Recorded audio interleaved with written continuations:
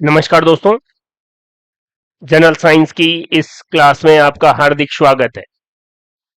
इस क्लास में हम बात करेंगे जनरल साइंस से संबंधित 10 महत्वपूर्ण क्वेश्चंस के बारे में।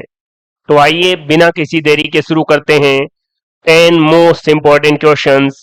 इसमें पहला क्वेश्चन आपकी स्क्रीन पर है, देखिए।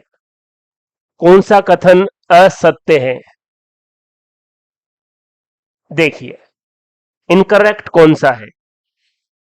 एक ही तत्व के दो समस्थानिकों में न्यूट्रॉन की संख्या अलग अलग होती है।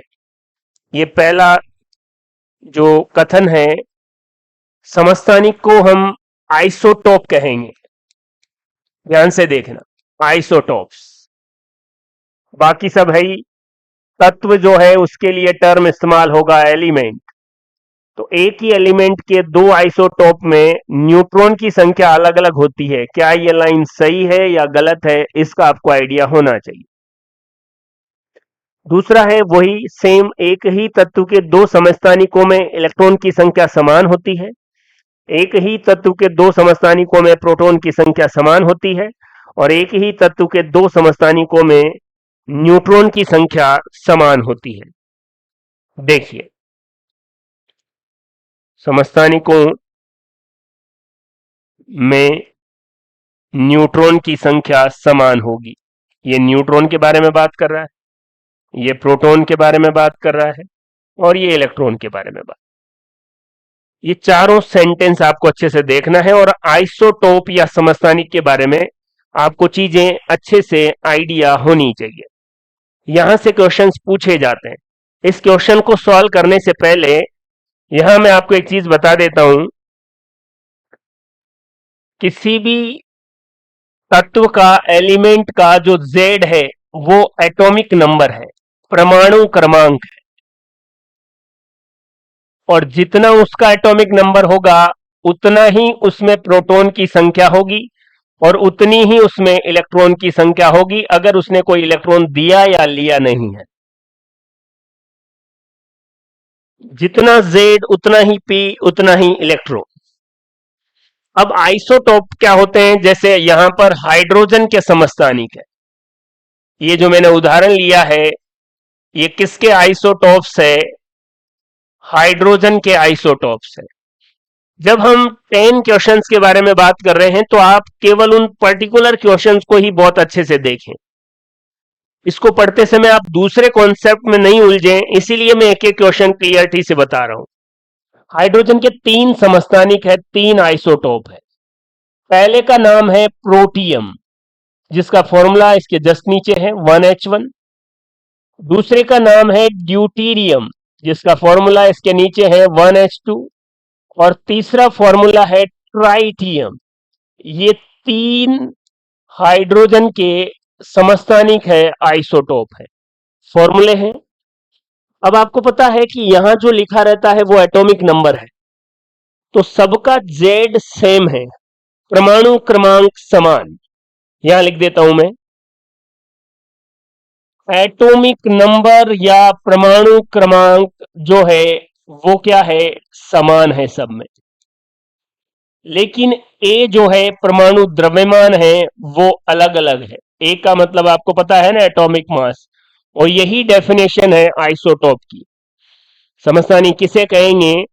एक ही तत्व के जो समस्थानिक होंगे उनके परमाणु क्रमांक सबके समान, लेकिन एटॉमिक मास या परमाणु द्रव्यमान अलग अलग होते हैं।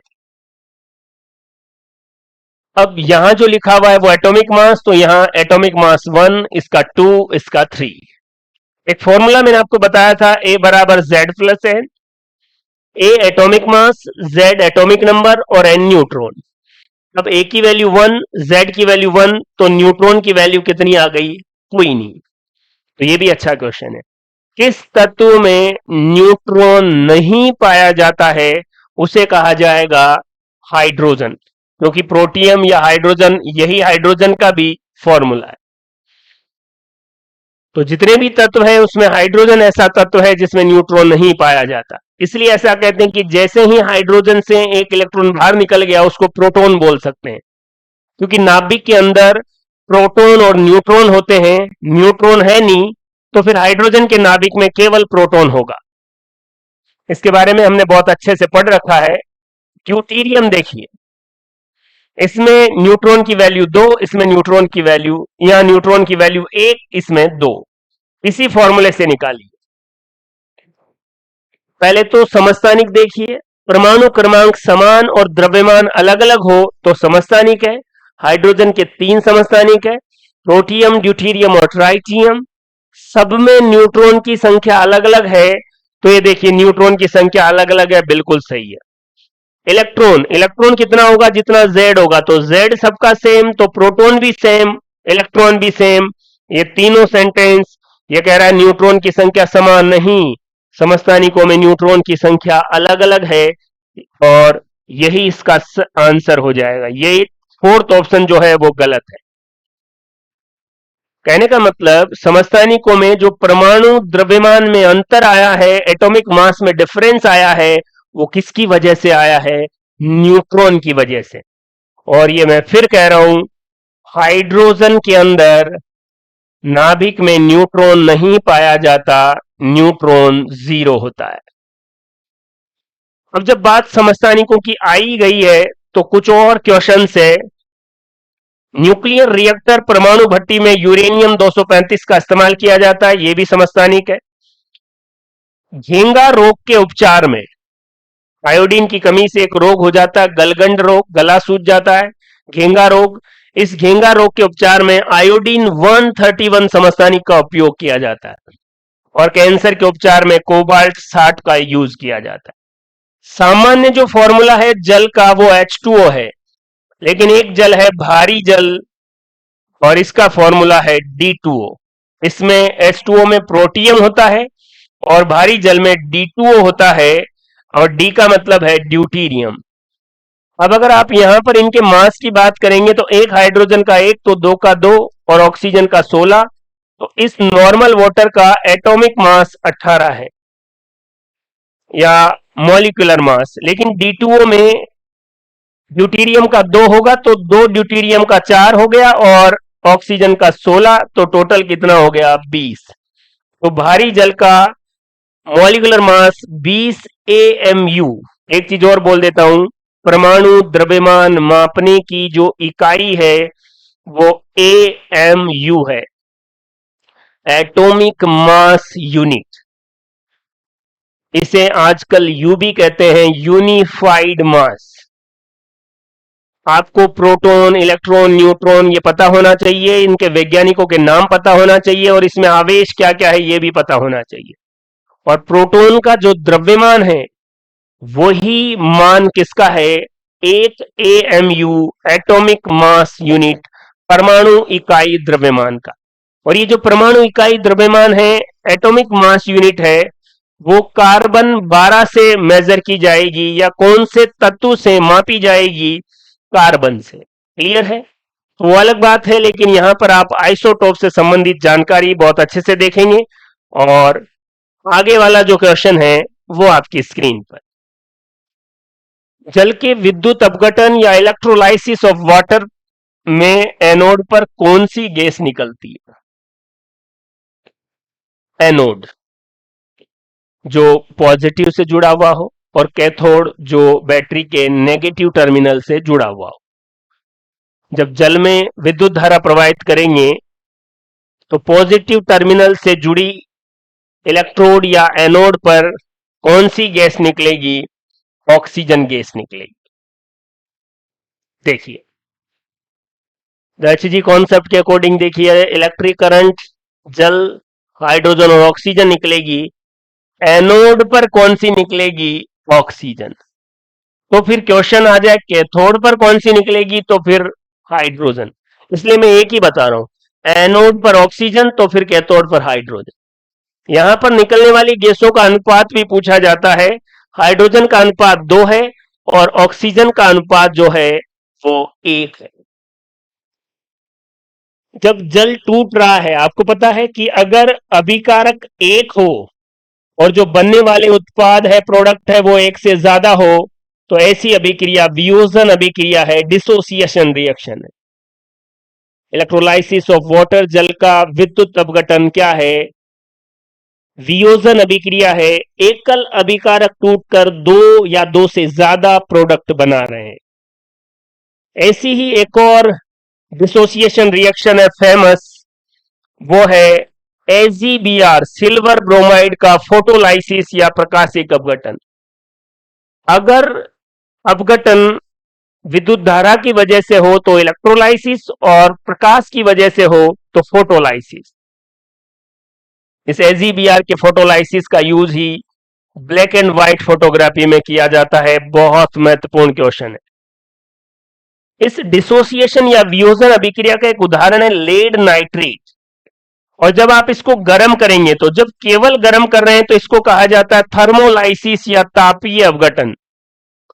तो क्या बना, लेड ऑक्साइड, ऑक्सीजन गैस और एक भूरे रंग की गैस निकलती है NO2। ये भी क्वेश्चन पूछा जाता है। लेड नाइट्रेट को गर्म करने पर भूरे रंग की गैस निकलती है, वो कौन है, NO2। श्वेत श्याम फोटोग्राफी में किसका इस्तेमाल, एजीबीआर के प्रकाशिक अपघटन का।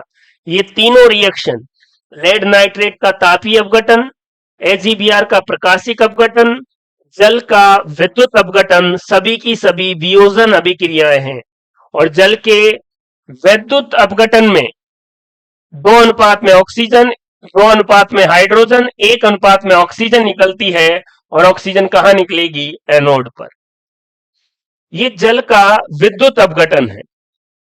लेकिन अगर आपने एक नाम सुना हो, जल का प्रकाशिक अपघटन,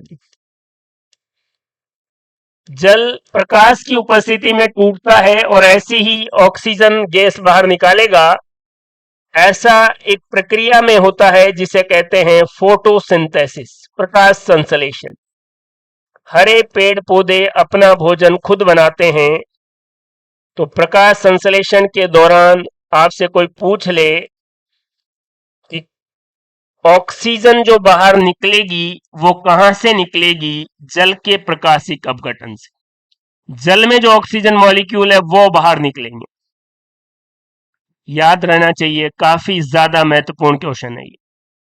देख लीजिए, आपको ध्यान से देखना है और मैं बिल्कुल क्लियरिटी से चीजें बता रहा हूं, आपको उसी समय इसको रिवाइज भी करना है। देखो 10 महत्वपूर्ण क्वेश्चन हैं। पूरा प्रयास है कि एग्जाम में क्वेश्चन और उसके ऑप्शन कहीं न कहीं आपसे टकराएं और आप आराम से क्वेश्चन को बिना कंफ्यूजन के साथ सॉल्व कर पाए। लेकिन उससे पहले आपको इनको बहुत अच्छे से रिवाइज करना पड़ेगा। तीसरा क्वेश्चन है कि असंतृप्त या अनसैचुरेटेड हाइड्रोकार्बन का उदाहरण नहीं है। ये पूछ रहा है कौन सा अनसैचुरेटेड नहीं है, असंतृप्त हाइड्रोकार्बन नहीं है। यहां आ जाइए। हाइड्रोकार्बन के 2 प्रकार है, सैचुरेटेड जिसे संतृप्त, अनसैचुरेटेड जिसे असंतृप्त। सैचुरेटेड में कार्बन कार्बन के बीच सिंगल बॉन्ड होगा और अनसैचुरेटेड या असंतृप्त में कार्बन कार्बन के बीच डबल बॉन्ड भी हो सकता है और ट्रिपल बॉन्ड भी हो सकता है। ये देखिए 2 बंद है, ये डबल बॉन्ड।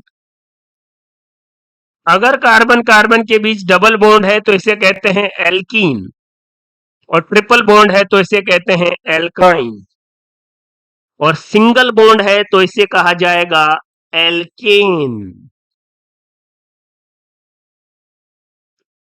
क्लियर है?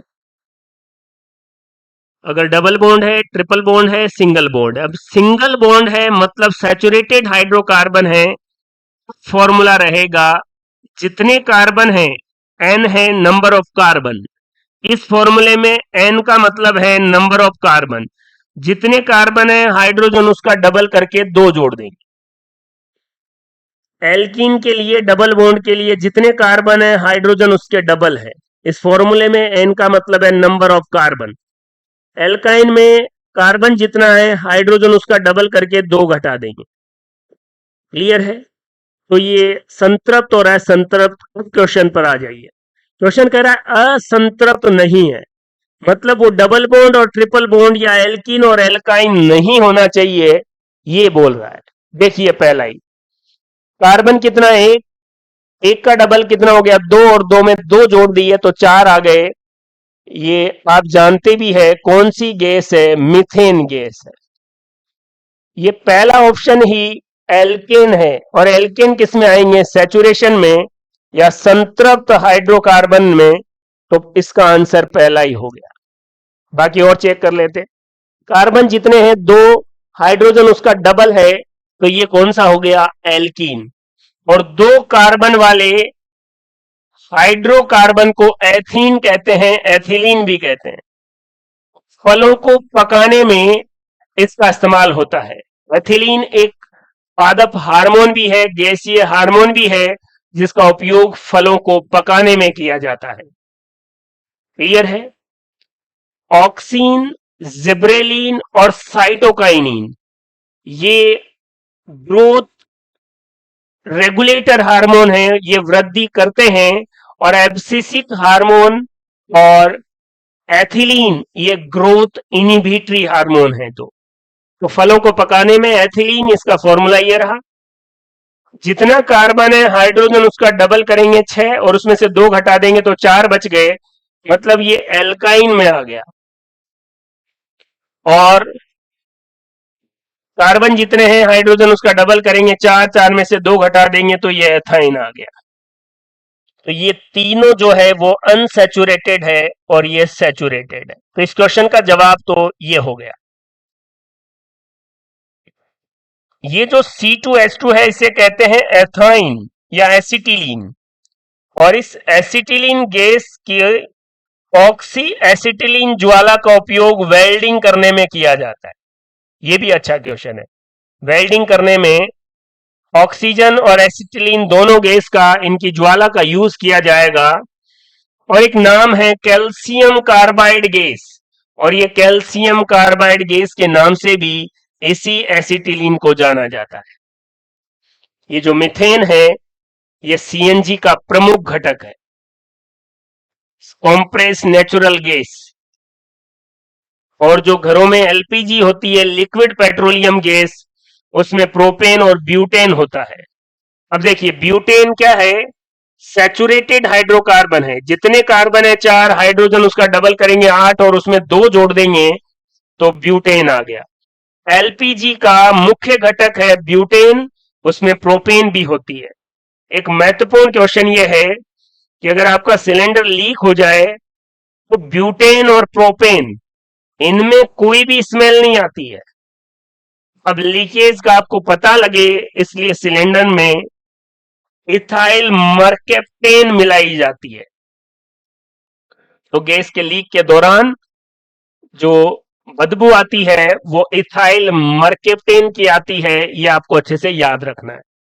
तो ये फॉर्मूले, एल्केन के लिए CnH2n+2, एल्कीन के लिए CnH2n, एल्काइन के लिए CnH2n-2। कार्बन जितने होंगे हाइड्रोजन उसके डबल करके 2 जोड़ देंगे। कार्बन जितने होंगे हाइड्रोजन उसका 10 डबल होंगे। कार्बन जितने होंगे हाइड्रोजन उसके डबल में से 2 घटा देंगे। C2H2 एथाइन या एसिटिलीन, वेल्डिंग में कैल्शियम कार्बाइड गैस, फलों को पकाने में ये एथिलीन एक पादप हार्मोन भी है। तो प्राकृतिक तरीके से और कृत्रिम तरीके से, दोनों तरीकों से ये एथिलीन या एथीन फलों को पकाने के काम में आती है। मीथेन गैस सीएनजी का प्रमुख घटक है। एलपीजी के लिए ब्यूटेन ज्यादा, प्रोपेन कम। ब्यूटेन का फॉर्मूला C4H10, और स्मेल के लिए इथाइल मर्केप्टेन मिलाया जाता है। देख लीजिए। आगे अगर हम बात करें संवेग या मोमेंटम, इसका मात्रक क्या है। और मात्रक अगर आपको पता करना है तो उसका फॉर्मूला पता होना चाहिए। देखिए, तो संवेग का फॉर्मूला है P बराबर mv, द्रव्यमान गुणा वेग। संवेग का सीधा सा फॉर्मूला है द्रव्यमान गुणा वेग, P बराबर mv। देखिए, तो P बराबर mv ये संवेग का फॉर्मूला है। द्रव्यमान का मात्रक किलोग्राम और वेग का मात्रक मीटर पर सेकंड, तो आंसर फर्स्ट हो गया। देख लीजिए, किलोग्राम 1 मिनट, पहले वाले में तो स्क्वायर में है। किलोग्राम मीटर पर सेकेंड। ऑप्शन नंबर 2 आंसर हो गया, क्योंकि वेग का जो है वो मीटर पर सेकेंड है, इसमें तो मीटर पर सेकेंड स्क्वायर आ रहा है, तो ये भी नहीं है, ये भी नहीं है, और ये भी नहीं है। देख लीजिए, अब ये देखिए, ये m और ये त्वरण का है, तो ये जो मात्रक हुआ ये किसका हुआ, बल का, और इसमें एक और m जुड़ गया, मतलब बल के साथ विस्थापन, तो ये जो मात्रक हुआ ये किसका हुआ, कार्य का, W का। और इसके बारे में तो कुछ कहने की जरूरत ही नहीं है, और ये है संवेग या मोमेंटम का मात्रक, किलोग्राम इनटू मीटर पर सेकेंड। एक टर्म होता है आवेग, इंपल्स, आवेश नहीं, आवेग, इसे आई से रिप्रेजेंट करते हैं, और आवेग का मान संवेग में परिवर्तन, अंतिम संवेग माइनस प्रारंभिक संवेग के बराबर होता है, इसे आवेग संवेग प्रमेय कहा जाता है, इंपल्स मोमेंटम थ्योरम। संवेग में परिवर्तन आवेग के बराबर होगा, ये सीधा आपको याद रखना है। न्यूटन की गति का द्वितीय नियम क्या कहता है कि संवेग में परिवर्तन की दर, चेंज इन या rate of change in momentum, संवेग में परिवर्तन की दर ही बल कहलाती है। संवेग में परिवर्तन डेल्टा पी और दर डेल्टा टी, इसी को न्यूटन की गति का दूसरा नियम कहेंगे। इस नियम में आपको ये याद रखना है कि ये डेल्टा टी या समय अंतराल अगर कम होगा तो बल ज्यादा लगेगा, और समय अंतराल ज्यादा होगा तो बल कम लगेगा। इसको ऐसे समझते हैं, कराटे का खिलाड़ी झटके से ईंट को तोड़ देता है, तो जब झटके से तोड़ेगा तो डेल्टा टी का मान 0 हो जाएगा, सॉरी डेल्टा टी का मान कम हो जाएगा, और जब डेल्टा टी का मान कम होगा तो बल ज्यादा लगेगा, इसलिए झटके से ईंट टूट जाएगी। इसका अपोजिट, जब खिलाड़ी कैच लेता है तो अपने हाथों को पीछे की ओर खींचता है, तो समय ज्यादा लगे, डेल्टा टी ज्यादा लगेगा तो बल कम लगेगा। ये दो ही उदाहरण है दूसरे नियम के, न्यूटन की गति के, और परिभाषा है संवेग में परिवर्तन की दर, चेंज इन या rate of change in momentum क्या कहलाएगा, फोर्स। फॉर्मूला F बराबर delta P upon delta T. Newton की गति का तीसरा नियम, क्रिया प्रतिक्रिया का नियम, एक्शन रिएक्शन, ये संवेग संरक्षण पर आधारित है, मोमेंटम कंजर्वेशन पर आधारित है, और गति के तीसरे नियम पर आधारित है, रॉकेट की गति या रॉकेट का जो प्रपल्सन है वो न्यूटन की गति के तीसरे नियम पर आधारित है। एक एग्जाम में क्वेश्चन पूछा गया कि रॉकेट की गति के दौरान क्या संरक्षित रहता है, क्या कंजर्व रहता है, तो लीनियर मोमेंटम, रेखीय संवेग। देख लीजिए, एक एक चीज बड़ी क्लियरिटी के साथ मैं आपको बता रहा हूं। अगला क्वेश्चन देखिए, यदि किसी वस्तु का रेखीय संवेग, ये रेखीय संवेग ही संरक्षित रहता है रॉकेट की गति में, और न्यूटन की गति का तीसरा नियम यही कहता है कि टक्कर के बाद और टक्कर के पहले जो रेखीय संवेग है, लीनियर मोमेंटम है, वो क्या रहेगा, संरक्षित रहेगा, फिक्स रहेगा। यदि किसी वस्तु का रेखीय संवेग, लीनियर मोमेंटम दोगुना कर दिया जाए तो गतिज ऊर्जा पर क्या प्रभाव पड़ेगा। ये गतिज ऊर्जा का फॉर्मूला है, और ऊर्जा का मात्रक जूल है। दोनों तरफ m से गुणा करने पर, फिर हम जानते हैं P बराबर mv होता है, अगर P का स्क्वायर होगा तो m का स्क्वायर v का स्क्वायर, तो जब ये m इससे गुणा हो गया तो m स्क्वायर v स्क्वायर हो गया। देखिए, तो m स्क्वायर v स्क्वायर किसके बराबर हो गया, P के बराबर, m गुणा के ई बराबर हाफ P स्क्वायर, और यहां से हमें के ई के बारे में, तो ये m नीचे आ जाएगा और ये फॉर्मूला आ जाएगा। इस फॉर्मूले से ये पता लगा कि जो मोमेंटम है उसका स्क्वायर। अब अगर मोमेंटम दोगुना हो गया, 2p हो गया, तो फिर यहां 2p का जब स्क्वायर होगा तो k कितने गुना हो जाएगी, 4 गुना। देखिए, जब p 2p हो जाएगा तो उसका स्क्वायर होगा, तो k का मान कितने गुना हो जाएगा? 4 गुना। ये फॉर्मूला भी आपको याद रखना है कि लीनियर मोमेंटम बराबर अंडर रूट 2m के ई गतिज ऊर्जा है, m द्रव्यमान है। ऐसे क्वेश्चन पूछे जाते हैं जनरल साइंस। आपको लगे कि इतना डिटेल में बता रहे हो सर, लेकिन आप जनरल साइंस के क्वेश्चन देखिए। एग्जाम जब नजदीक हो, इस स्लाइड को अच्छे से देखो, समझो। कई बच्चे तो इसको देख के कि इतना थोड़ी आता है, ये कुछ है ही नहीं। गतिज ऊर्जा का फॉर्मूला आपको पता होना चाहिए। दोनों तरफ m से गुणा कर दिया। संवेग मैं आपको अच्छे से बता रहा हूं, उसका मान रख दिया। के का फॉर्मूला ये है, इसी को अगर p का फॉर्मूला बनाएंगे तो ये 2m इधर आ जाएगा, और फिर p स्क्वायर में है तो अगर स्क्वायर हटाएंगे तो बाकी संख्या रूट में आ जाएगी, और ये संवेग और गतिज ऊर्जा के बीच का संबंध है। अब ये फॉर्मूला अगर आप याद ही कर लें, कल को एग्जाम में क्वेश्चन आ जाए कि संवेग 3 गुना हो गया, तो फिर गतिज ऊर्जा 3 का स्क्वायर कितना हो जाएगा? 9 गुना। संवेग 4 गुना हो गया तो गतिज ऊर्जा 4 का गुना 16। क्लियर है? तो ये फॉर्मूले से, अब ये क्वेश्चन अगर एग्जाम में आया तो आपको क्या लगता है? मान लीजिए आप गलती से 2 गुना करके आ गए, आंसर 4 गुना है, तो आप इतना ही सोचेंगे कि यार किस्मत सही नहीं थी, ए की या बी की जगह ए हो गया। लेकिन इसको सॉल्व करने के लिए इतनी अप्रोच आपको पता होना चाहिए कि अगर रेखीय संवेग 2 गुना होगा तो 2 का स्क्वायर गतिज ऊर्जा 4 गुनी हो जाएगी। चलिए अगला क्वेश्चन है हिपेरिन। नाम सुना आपने हिपेरिन? बहुत फेमस नाम है। यह किस प्रक्रिया को रोककर रक्त के थक्का निर्माण को रोकता है? हिपेरिन रक्त का प्राकृतिक रक्त प्रतिस्कंदक है, नेचुरल एंटीकोगुलेंट है हिपेरिन। कहने का मतलब यह है कि हमारा रक्त अभी हमारी ब्लड वेसल्स या रक्त वाहिनियों में बह रहा है तो जम नहीं रहा है, लेकिन जैसे ही बाहर आता है तो रक्त का थक्का बन जाता है। अंदर रक्त का थक्का नहीं बन रहा है क्योंकि अंदर एक रासायनिक पदार्थ है हिपेरिन, जो रक्त का थक्का नहीं जमने देता। ये क्वेश्चन क्या कह रहा है कि ये रक्त का थक्का नहीं जमने देता कौन सी प्रक्रिया को रोककर।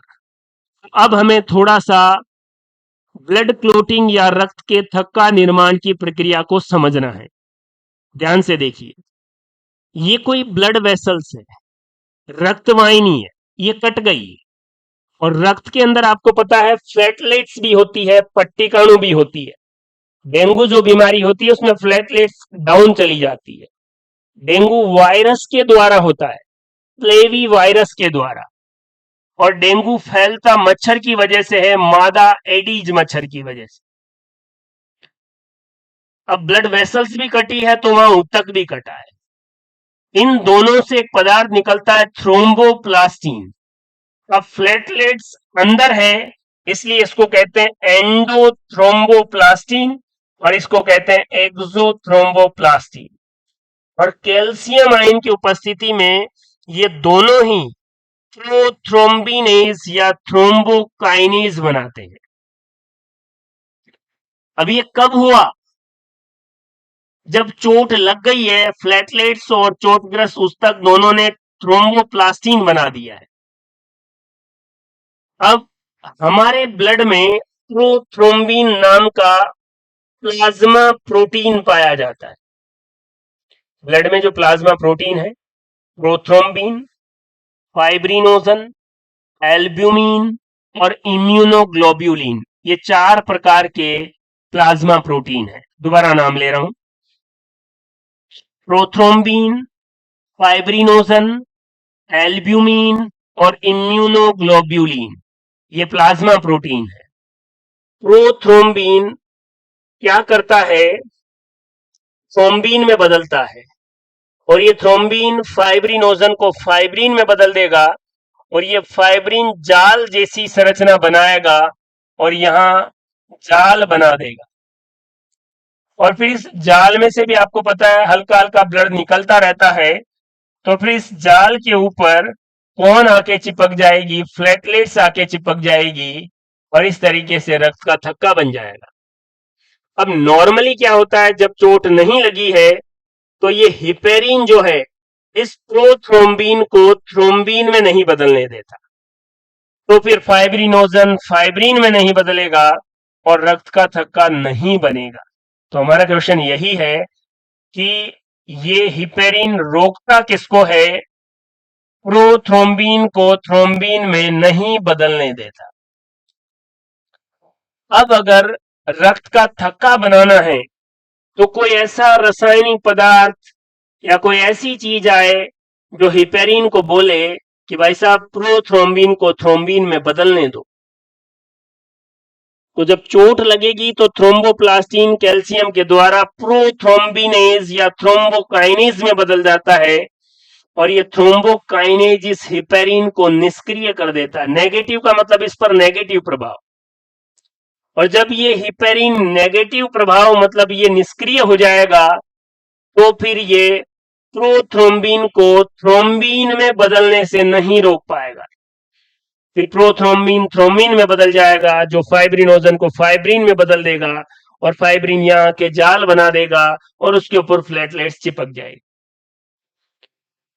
अब इस रक्त के थक्का निर्माण को रोकने वाला प्राकृतिक रक्त प्रतिस्कंदक हिपेरिन है, और रक्त के थक्का निर्माण के लिए कौन सी कणिका जिम्मेदार है, फ्लैटलेट्स। कौन सा विटामिन जिम्मेदार है, विटामिन के। और कौन सा आयन जिम्मेदार है, कैल्शियम। विटामिन के जो ब्लड के क्लोटिंग फैक्टर है उनको बनाने में मदद करता है। तो रक्त का थक्का निर्माण में जाल फाइब्रिन बनाएगा, फ्लैटलेट्स। और कौन कौन से प्लाज्मा प्रोटीन शामिल है, टीपी। तो दो प्लाज्मा प्रोटीन, एक है थ्रोम्बिन और दूसरा है फाइब्रिनोजन। और ये जितने भी प्लाज्मा प्रोटीन हैं उन सब का निर्माण लीवर में होता है, सिवाय जो एंटीबॉडी है इम्यूनोग्लोब्युलिन प्लाज्मा प्रोटीन है उसका निर्माण लसिका उत्तकों में होता है। तो प्लाज्मा प्रोटीन, प्रोथ्रोम्बिन, फाइब्रिनोजन, एक और होता है एल्ब्यूमिन। हमारे रक्त में, ये क्वेश्चन भी आप याद रख लें, एल्ब्यूमिन एक प्लाज्मा प्रोटीन है जो रक्त का colloidal osmotic pressure, colloidal osmotic pressure, colloidal परासरण दाब बनाए रखने का काम करता है। ये भी फेमस क्वेश्चन है। ब्लड का कोलोइडल ऑस्मोटिक प्रेशर कौन सा प्रोटीन बनाएगा, एल्ब्यूमिन। और ये एल्ब्यूमिन बहुत ज्यादा मात्रा में या सबसे ज्यादा मात्रा में पाया जाने वाला प्लाज्मा प्रोटीन है। एल्ब्यूमिन, प्रोथ्रोम्बिन, फाइब्रिनोजन और इम्यूनोग्लोब्युलिन, इसमें से तीन तो लीवर बनाएगा। इम्यूनोग्लोब्युलिन वही है आईजीजी, आईजीए, आईजीई, उनका निर्माण लिम्फोइड टिश्यू या लसिका उत्तकों में होता है। देख लीजिए, तो यहां से क्वेश्चंस की कनेक्टिविटी जरूर बनेगी। सही सुमेलित नहीं है। देखिए, एड्रिनल कॉर्टेक्स से एल्डोस्टेरोन बनता है, बिल्कुल सही है।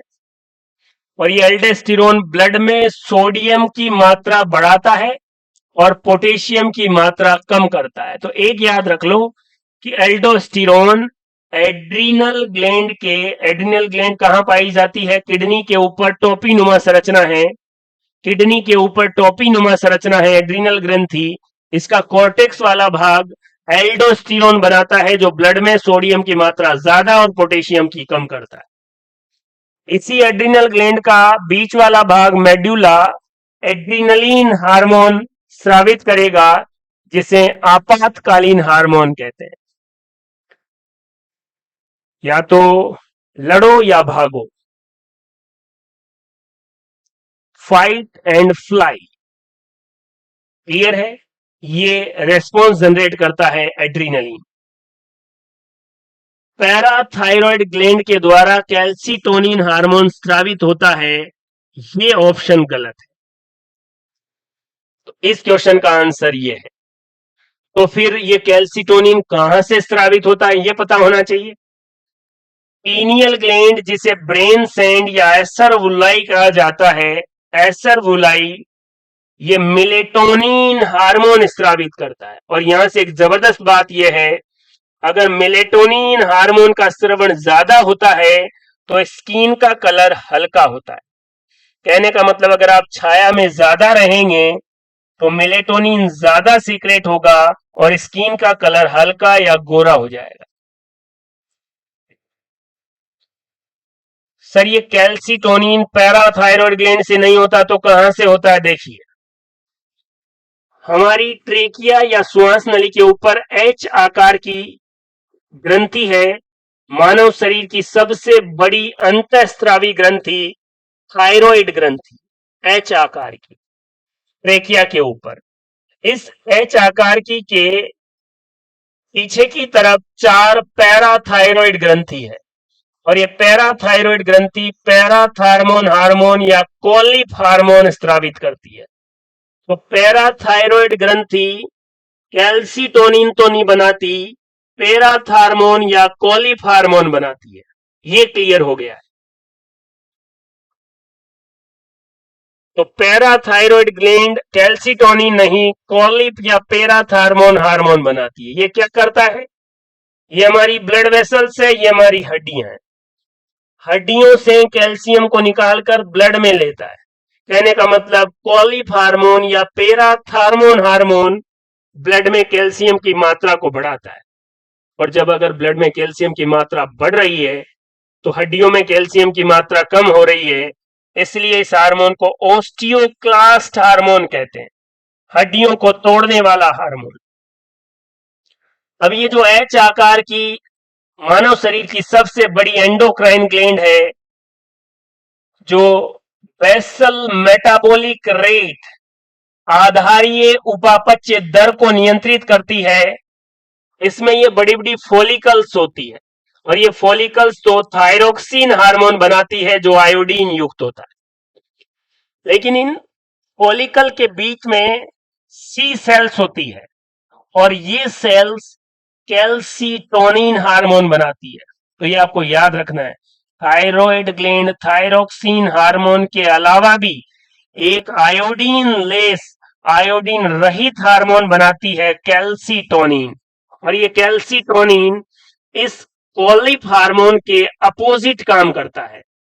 कोलिफ हार्मोन हड्डियों से कैल्शियम ब्लड में डालेगा और ये कैल्सिटोनिन ब्लड से कैल्शियम को हड्डियों में डालेंगे तो हड्डियां मजबूत होगी, इसलिए ये ओस्टियोब्लास्ट हार्मोन है। ये कॉन्सेप्ट आपको अच्छे से आना चाहिए। पीनियल ग्रंथि को biological clock, brain sand, acervuli, melatonin hormone, melatonin ज्यादा तो स्किन का कलर हल्का होगा, याद रखना इस बात को। चलिए, तो पैराथायरॉयड ग्लैंड पैराथार्मोन या कोलिफ हार्मोन ब्लड में कैल्शियम की मात्रा बढ़ाएगा। थायरॉयड ग्लैंड में थायरोक्सिन निकलेगा, लेकिन उसके अलावा कैल्सिटोनिन भी निकलता है जो आयोडीन लेस हार्मोन है और ये ब्लड में से कैल्शियम किस में डिपॉजिट करता है? हड्डियों में, इसलिए इसको ओस्टियोब्लास्ट हार्मोन कहेंगे। कैल्सिटोनिन और कोलिफ हार्मोन एक दूसरे के एंटागोनिस्टिक या विपरीत काम करने वाले हार्मोन। देख लीजिए, आगे आइए। मेंडलवाद की पुनः खोज करने वाले वैज्ञानिकों में शामिल नहीं है। जेनेटिक्स में मेंडल का नाम आपने सुना होगा, फादर ऑफ जेनेटिक्स, आनुवंशिकी के जनक। ये जो जेनेटिक्स टर्म है आनुवंशिकी, इस आनुवंशिकी में दो बातें होंगी, हेरिडिटी प्लस वेरिएशन। वंशागति और विभिन्नताओं का अध्ययन आनुवंशिकी है। आनुवंशिकी के जनक मेंडल है। लेकिन मेंडल के साथ जीवन में कुछ ऐसा हुआ कि उसके मरने के 20 साल बाद पता लगा कि उसने बेहतरीन एक्सपेरिमेंट किए थे। तो इस मेंडलवाद को दोबारा खोजने के लिए 3 वैज्ञानिकों को श्रेय जाता है, कार्ल कोरेंस, वॉन सेरमार्क और ह्यूगो डी व्रीज। वीजमान इसमें शामिल नहीं है, इसलिए इस क्वेश्चन का जवाब वीजमान हो गया। वीजमान ने क्या किया था? वीजमान ने एक थ्योरी दी थी, जर्म प्लाज्म थ्योरी, जनन द्रव्य या जर्म प्लाज्म सिद्धांत। एक वैज्ञानिक थे लेमार्क। लेमार्क ने कहा कि अगर जीव कुछ अंगों का ज्यादा इस्तेमाल करें तो वो लंबे या बड़े हो जाते हैं, और नहीं करे तो छोटे हो जाते हैं। जिराफ ने अपनी गर्दन का इस्तेमाल ज्यादा किया तो बड़ी हो गई, सांपों ने अपने पैरों का इस्तेमाल कम किया, छोटे हो गए। इस बात को सही साबित करने के लिए वीजमान ने लगातार 22 पीढ़ियों तक चूहों की पूंछ काटी, लेकिन वो छोटी नहीं हुई। तो लेमार्कवाद का खंडन हो गया। लेमार्क ने कहा था कि जो लक्षण पैदा होने के बाद अर्जित किए जाते हैं, उपार्जित लक्षण होते हैं, वो एक्वायर्ड करेक्टर, और वो एक्वायर्ड करेक्टर भी वंशागत होते हैं, ऐसा लेमार्क ने कहा था। उपार्जित लक्षणों की वंशागति का सिद्धांत, इनहेरिटेंस ऑफ एक्वायर्ड करेक्टर, ऐसा लेमार्क ने बताया था, लेकिन वीजमान ने जर्म प्लाज्म थ्योरी के द्वारा इसका खंडन कर दिया। बाकी तीनों वैज्ञानिकों ने मेंडलवाद की दोबारा खोज की।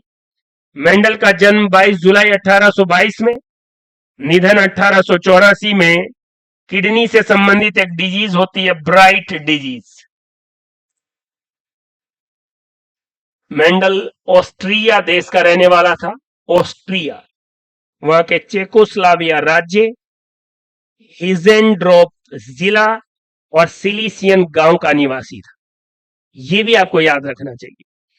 मेंडल ने अपने प्रयोग मटर पर किए और 7 कैरेक्टरिस्टिक्स लिए, और इन 1 कैरेक्टरिस्टिक्स के 2 कॉन्ट्रास्टिंग ट्रेट होते हैं। जैसे पादप की लंबाई एक लक्षण है, और बोना और लंबा ये इसके कॉन्ट्रास्टिंग ट्रेट है। तो लक्षण तो 7 और कॉन्ट्रास्टिंग ट्रेट या विपर्यासी लक्षण 7 जोड़ी। मटर के अलावा मेंडल ने हेरेशियम और फाइसेलियोसस पादप के ऊपर भी एक्सपेरिमेंट किए। जब मेंडल ने मटर पर एक्सपेरिमेंट किए तो उसके बहुत बढ़िया रिजल्ट आए, लेकिन जब मेंडल ने हेरेशियम पर वही एक्सपेरिमेंट करके दोहराए, सेम रिजल्ट नहीं आया, तो खुद को कॉन्फिडेंस नहीं आया। मेंडल ने जब एक्सपेरिमेंट किए और उसके जो रिजल्ट आए तो मटर में बिल्कुल सही आए थे, लेकिन हेरेशियम में अलग आए, तो उसमें कॉन्फिडेंस नहीं आ पाया कि क्या यार मैं गलत कर रहा हूं। और इसीलिए जब आत्मविश्वास की कमी होती है तो आपने जो सही किया है वो भी दब जाता है। क्लियर है?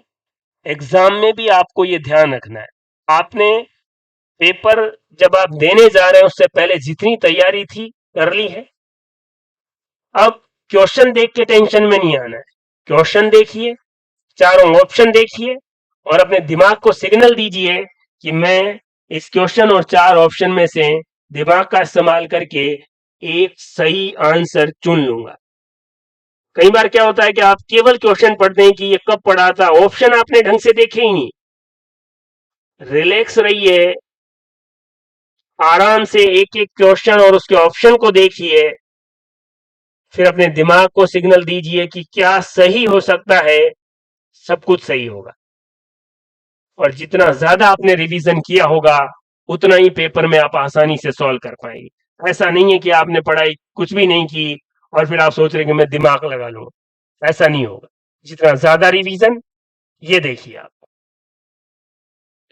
अगला है, ग्रीन हाउस गैसों की संकल्पना किस वैज्ञानिक ने दी थी? तो वैज्ञानिकों के नाम, इसका सही आंसर है जोसेफ फोरियर। और ग्रीन हाउस आप जानते ही हैं, ग्रीन हाउस गैसें और उनका योगदान में सबसे ज्यादा योगदान ग्रीन हाउस में CO2 का, फिर मीथेन का, क्लोरोफ्लोरोकार्बन और N2O। और N2O को लाफिंग गैस भी कहते हैं, हंसाने वाली गैस भी कहते हैं। तो ये भी क्वेश्चन है कि कौन सी एक हंसाने वाली गैस है जो ग्रीन हाउस गैस के नाम से भी जानी जाती है? N2O।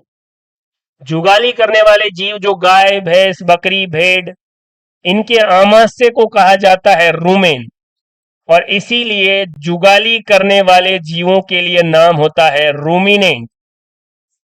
और इनके आमाशय में भी मीथेन गैस होती है, इनका भी योगदान है ग्रीन हाउस इफेक्ट उत्पन्न करने में। एक प्रोटोकॉल है क्योटो प्रोटोकॉल, जलवायु परिवर्तन से संबंधित है। इसका भी संबंध है ग्रीन हाउस से। क्योटो जापान में है।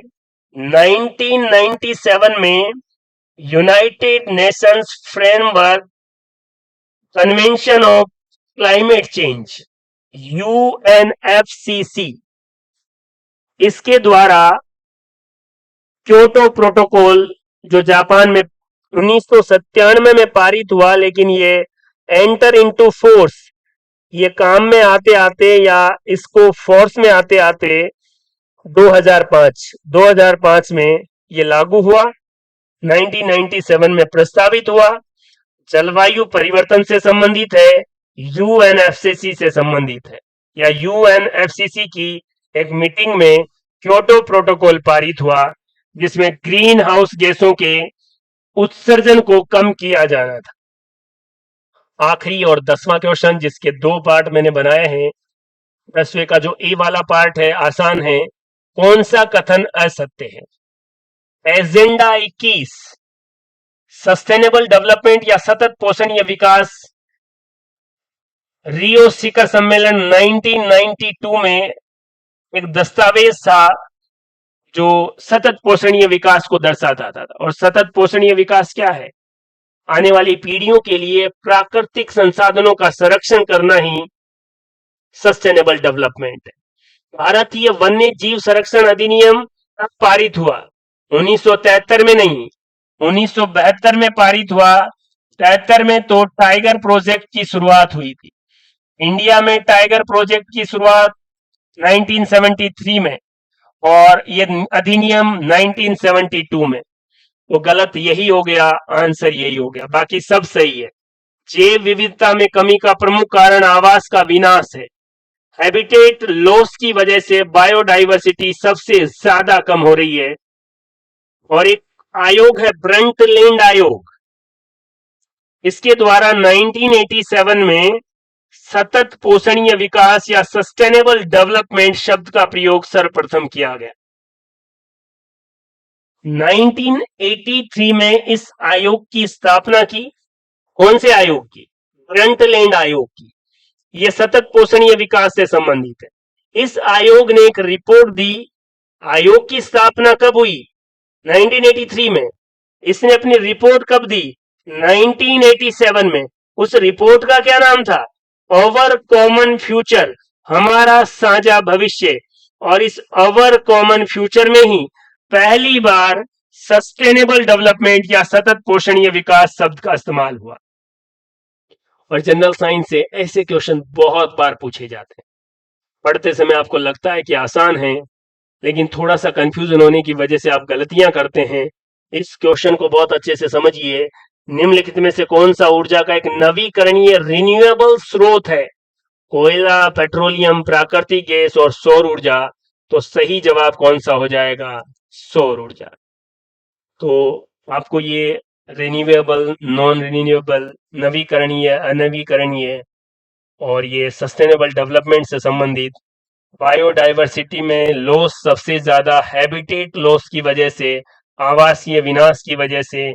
भारत में वन्य जीव संरक्षण अधिनियम 1973 में, टाइगर प्रोजेक्ट 73 में और संरक्षण अधिनियम 72 में आया था। ध्यान से देखना, अधिनियम 72 में आया और टाइगर प्रोजेक्ट 73 में। और राजस्थान में टाइगर प्रोजेक्ट की शुरुआत 74 में हुई। क्लियर है बात? आराम से देखिए इसे। तो जनरल साइंस के ये 10 महत्वपूर्ण क्वेश्चन आने वाले एग्जाम में आपके लिए मील का पत्थर साबित होंगे। आप इस वीडियो को जितनी ज्यादा बार रिवाइज करें, बार बार रिवाइज करें, और मैंने क्या बोला है, क्या समझाया, इसको समझें, याद करें। और मैं फिर कह रहा हूं, जब एग्जाम होता है उसके आसपास आप कुछ चीजों को सुन लेते हैं, देख लेते हैं, तो एग्जाम तक वो आपके वीडियो मेमोरी में आराम से रहेगी। तो पूरे वीडियो को ध्यान से देखिए, बार बार रिवाइज कीजिए और अपनी तैयारी को बेहतरीन कीजिए। थैंक यू, धन्यवाद।